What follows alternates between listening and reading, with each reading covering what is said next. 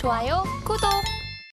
오늘의 뉴스입니다. 국민의힘이 오늘 총선 1호 공약으로 저출산 관련 정책 2일 가족 모두 행복 공약을 발표합니다. 유희동 정책위 의장은 이날 오전 국회에서 열린 당 비상대책위원회 회의에서 아이를 낳고 키우는 부모들이 일터와 가정에서 모두 행복할 수 있게 하는 2일 가족 모두 행복 공약을 국민 택배 1호 상품으로 선정했다고 밝혔습니다. 관련해서 오늘 출산 장려 정책 섹터에서는 급등 양상이 펼쳐지고 있습니다. 자세한 내용 짚어보겠습니다. 오늘 여야가 동시에 저출산과 관련된 대책을 발표할 예정입니다. 관련해서 섹터 내에서 움직임이 나타나고 있는 종목별로 어떤 양상이 펼쳐지고 있나요? 네, 일단 어제부터 이 내용들이 좀 부각이 됐기 때문에 장 초반에 굉장히 강하게 올라왔습니다. 장 초반에 굉장히 강하게 올라왔었던 종목군들이 지금은 대체적으로 이제 음봉 전환이 된 상태죠. 그래서 이제 시초가보다 대체적으로 좀 밀려서 진행이 되고 있는데 뭐 깨끗한 나라 같은 경우는 현재도 24% 이제 기저귀와 관련되어 있는 기업이다라고 보시면 될 것 같고요. 그리고 이제 우리가 이런 저출산 관련주로 굉장히 유명한 기업들이 이제 아가방 컴퍼니라든지 제로투세븐 같은 기업들이 있습니다. 근데 이런 기업들 같은 경우도 앞서 말씀드렸던 것처럼 대체적으로 이제 윗꼬리가 길게 달리거나 음봉 전환이 되고 있는 상황이기 때문에 장 초반에 이제 자금이 일시적으로 몰리면서 갭상승이 나왔다가 전체적으로는 좀 매물이 어느 정도 출회되고 있다라고 보시면 될 것 같습니다. 그래서 이제 전반적으로 등락 자체는 굉장히 크다라고 볼 수가 있는데 장 초반보다 밀렸기 때문에 오늘 매매하신 분들은 대체적으로 수익보다는 손실일 가능성이 높은 상황인 거죠. 그렇기 때문에 뭐 테마성의 주가 흐름을 보이고 있다 이렇게 보시면 될 것 같습니다. 네, 장 초반에 조금 더 상승세를 보이다가 지금은 주가 좀 밀려 있는 상황입니다. 오늘 내에서도 변동세가 나타나고 있는데 이 부분은 아마 양당 모두에서 저출산과 관련된 이야기를 내놓을 예정이기 때문입니다. 한동훈 비상대책위원장과 더불어민주당 이재명 대표가 나란히 좀 발표를 할 예정인데 양당의 저출산 지원책에는 어떤 내용이 담기게 될지 궁금합니다. 저출산 테마 내에서도 특히 관심을 가져볼 만한 종목이 있을 것 같아요. 그렇죠. 종목도 있을 거고요. 이제 내용에 대해서도 우리가 좀 살펴봐야 되는데 사실 이 저출산이라는 것이 지금만 부각된 것이 아닙니다. 선거가 있을 때마다 계속해서 부각이 되고 있는 부분이고 특히 최근 같은 경우는 실제로 출산율이 굉장히 많이 낮아졌다라고 해요. 그래서 이 인구 감소에 대한 리스크까지도 계속해서 시장에서 사회적인 문제로 부각될 가능성이 높기 때문에 이제 정책으로 계속해서 시장에서 부각이 되고 있지만 앞으로는 어떻게 보면 좀 이렇게 산업 분야에서도 성장이 좀 이어질 수도 있지 않을까라는 기대를 해보고 있습니다. 그래서 우리가 어쨌든 지금 이 저출산과 관련되어 있는 부분에 대해서 이야기를 나눌 때에는 우리가 사실 정치 테마라는 것을 빼놓을 수가 없는 부분입니다. 그래서 지금 정치인들과 관련되어 있는 그런 인맥 테마들도 많이 움직임이 나왔었고 반대로 이제 이 저출산 같은 경우는 우리가 정책 테마로 분류를 할 수가 있는 부분인데 이 정책 테마가 움직인다라고 정책 테마 같은 경우 인맥 테마들보다는 상대적으로 굉장히 안정적인 흐름이 나올 가능성이 있다라는 부분은 그래도 이제 투자하시는 분들께서 좀 알고 계셨으면 좋겠다라는 부분이고요. 그리고 이제 저출산 관련되어 있는 내용들 어떤 내용이 나올지는 우리가 좀 봐야겠죠. 다만 이제 뭐 주거라든지 보육에 관련되어 있는 개선책이라든지 그리고 향후에 뭐 부모들이 펀드를 들게 되면 거기에 대해서 정부가 어느 정도 지원을 해주는 이런 지원안들이 나올 것이다라고 지금 생각이 되고 있는데 실제로 관련돼서 종목군들을 찾아보기엔 좀 어려움이 있습니다. 그렇기 때문에 우리가 이제 이런 부분들 같은 경우는 정책 테마로 생각할 필요가 있다라는 말씀을 드리고요. 그 정책 테마의 힘을 우리가 분석했을 때는 어쨌든 시장에서 가장 많이 올라가는 기업들, 테마성을 형성해서 테마성을 가지고 테마가 형성돼서 움직이고 있는 종목군들을 봐야 된다라는 말씀을 드리고 싶은데 지금 이제 주가의 변동성 기준으로는 깨끗한 나라가 가장 많이 올라오고 있고요.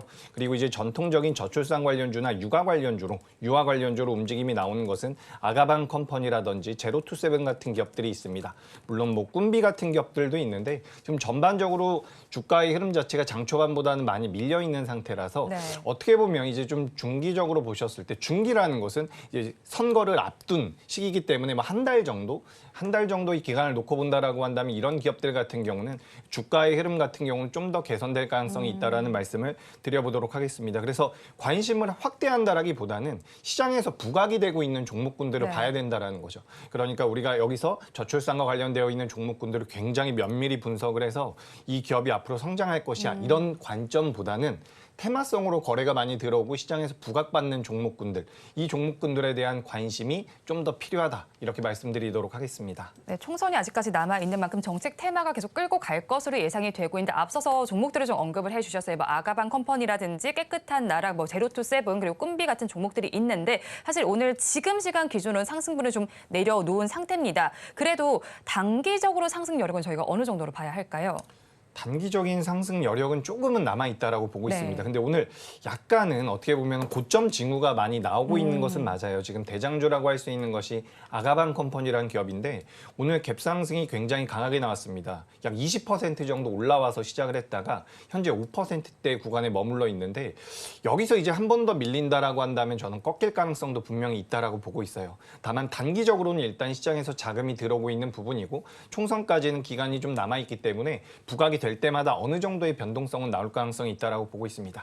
그리고 제가 방금 전에 깨끗한 나라 말씀드리면서 20몇 %, 24% 이렇게 말씀을 드렸는데 네. 지금 제가 말씀을 좀 잘못 드린 것 같아요. 지금 깨끗한 나라 우선주가 24%가 올라가 있는 상황이고요. 깨끗한 나라 같은 경우는 플러스 11%권에서 움직임이 나오고 있습니다. 그래서 지금 일단은 우리가 이 테마주들을 매매할 때는 대장주를 매매하시는 게 가장 좋은데 아가방 컴퍼니가 대장이에요. 아가방 컴퍼니가 주가가 꺾인다라고 한다면 다른 기업들 같은 경우도 꺾일 가능성은 분명히 있습니다. 다만 아가방 컴퍼니가 꺾이지 않는다라고 한다면 다른 기업들 같은 경우는 상승 여력이 저는 많이 남아있다라고 많이 남아있다라고 표현하기는 좀 어렵지만 네. 한 달 정도의 기간을 놓고 봤을 때는 추가 상승의 여력도 남아있다라고 보니까 이 부분을 참고하셨으면 좋겠습니다. 네, 정책 테마 내에서 대장주격으로 움직이는 종목이 어떻게 움직임을 보이는지를 살펴보자라고 정리를 해주셨습니다. 또 그중에서 캐리소프트도 한번 살펴봐야겠습니다. 기술 특례 상장을 했던 종목인데 사실 뭐 메타버스에 엮이기도 하면서 오름세를 보이다가 계속해서 주가는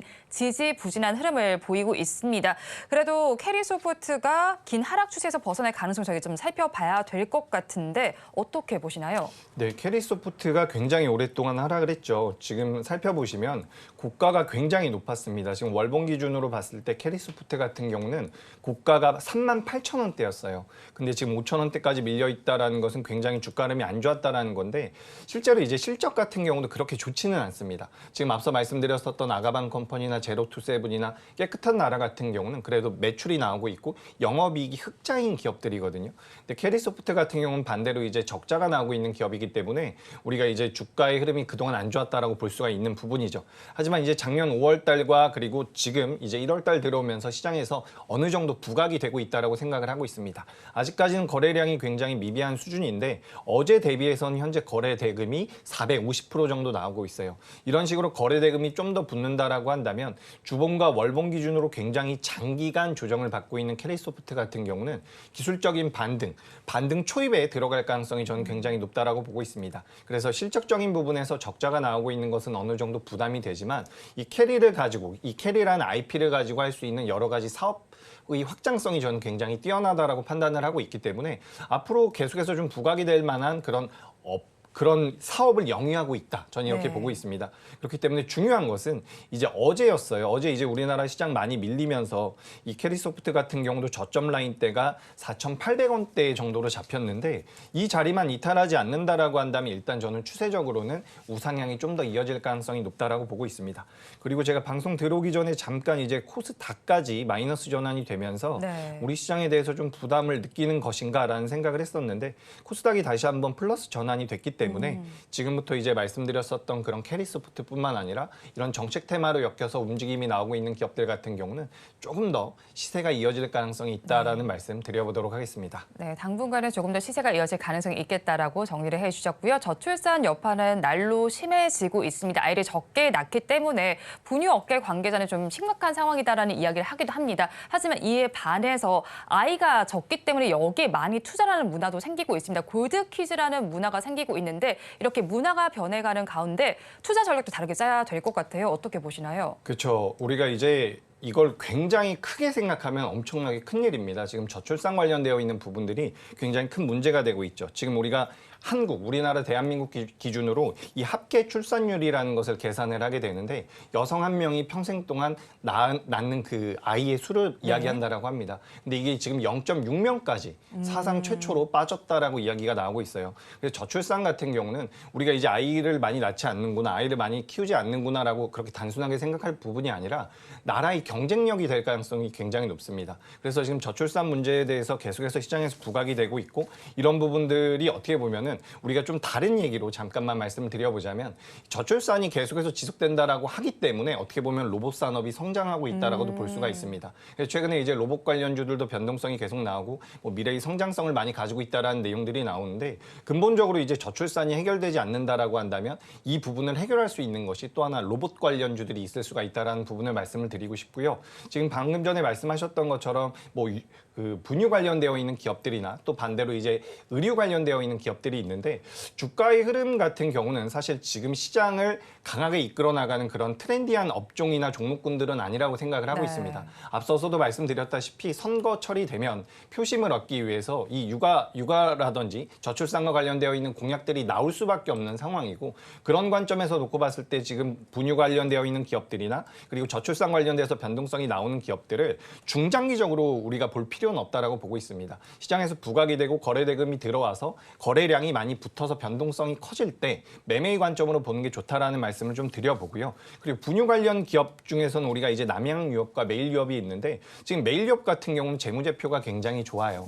굉장히 우량한 상황이기 때문에 주가 흐름 같은 경우는 사실 시장에서 많이 부각이 되지 못하고 있는 업종이긴 하지만 장기적으로 본다라고 한다면 저는 매일 유업 정도는 괜찮다라고 보고 있습니다. 다만 지금도 오늘 지금 현재 시간이 오후 2시인데 좀 있으면 이제 장이 마감이 되겠죠. 1시간 정도 있으면 장이 마감되는데 현재까지 매일 유업의 오늘 1일 거래 대금이 2억밖에 되지 않습니다. 굉장히 시장에서 외면받고 있는 업종이다라고 보시면 될 것 같고요. 좀 저출산 쪽과 관련돼서 어떻게 보면 변동성이 좀 나와야 되는데 전혀 변동성이 나오지 않고 있는 것은 앞서 말씀드렸던 대로 이게 정책적인 테마이긴 하지만 정책적인 부분이지만 결국엔 테마주로 시장에서 움직이고 있다라고 보시면 될 것 같습니다. 그래서 의류와 관련되어 있는 기업들이나 저는 조금 더 나아가서 생각을 해본다면 이 교육과 관련되어 있는 기업들 같은 경우도 주가 흐름은 잘 나올 수 있다라고 보고 있습니다. 그래서 오늘 장 초반에 이제 저출산 관련되어 있는 종목군들이 좀 움직이면서 저도 이제 교육 관련주들을 유심히 봤는데 교육 관련주 중에서도 변동성이 좀 나온 기업들이 있습니다.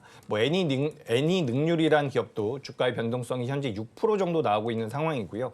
그리고 아이스크림 에듀라는 기업도 있는데 아이스크림 에듀 같은 경우도 현재 4% 정도의 변동성을 보이고 있습니다. 그래서 우리가 이제 저출산 쪽에서는 우리가 접근을 할 때 테마성으로 접근할 필요가 있다라는 말씀을 드리고요. 여기서 우리가 좀 더 이제 생각을 좀 더 많이 해본다라고 한다면 교육 쪽에 대한 관심도 분명히 필요하다라고 보고 있습니다.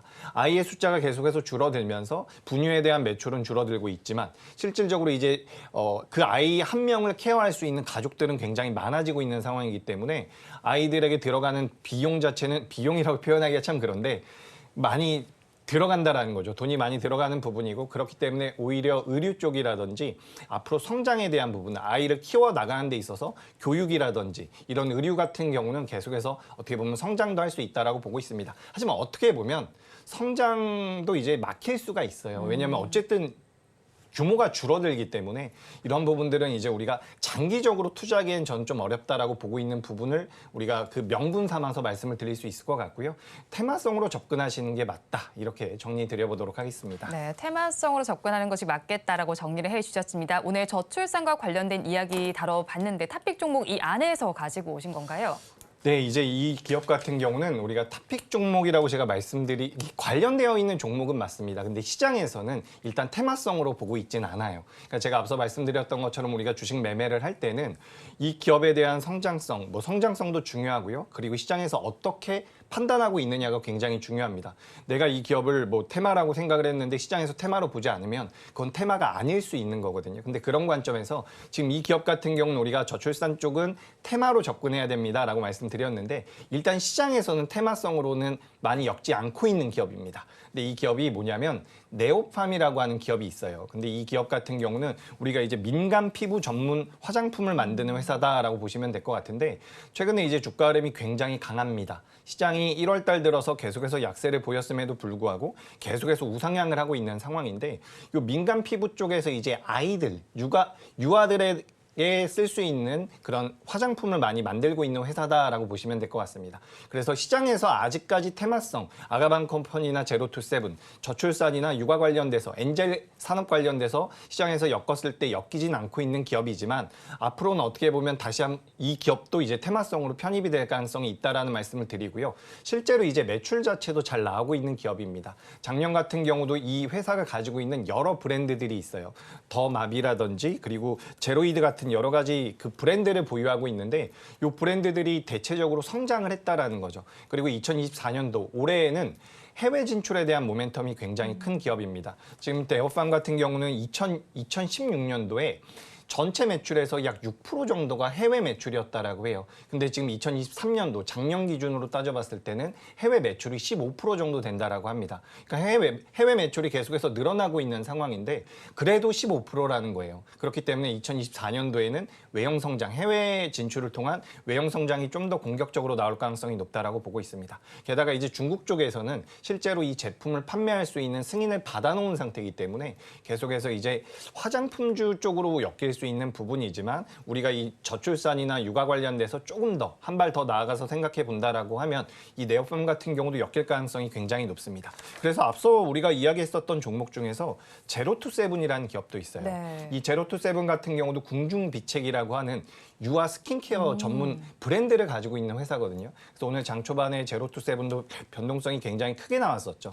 제로투세븐 같은 경우도 장 초반에 상한가에 들어갔다가 지금 풀려 있는 상황인데 관련돼서 이제 네오팜 같은 경우도 충분히 엮일 수 있다라고 저는 생각을 하고 있습니다. 그렇기 때문에 네오팜은 테마성을 시장에서는 아직까지 판단해주고 있지 않지만 네. 그래도 어느 정도 테마성을 가진 상태에서 실제로 외형 성장이 나오는 매출이 잘 나오는 기업이다. 그래서 우리가 조금 시간이 지나 보면 테마성으로도 엮일 수 있다라는 말씀을 한번 드려보도록 하겠습니다.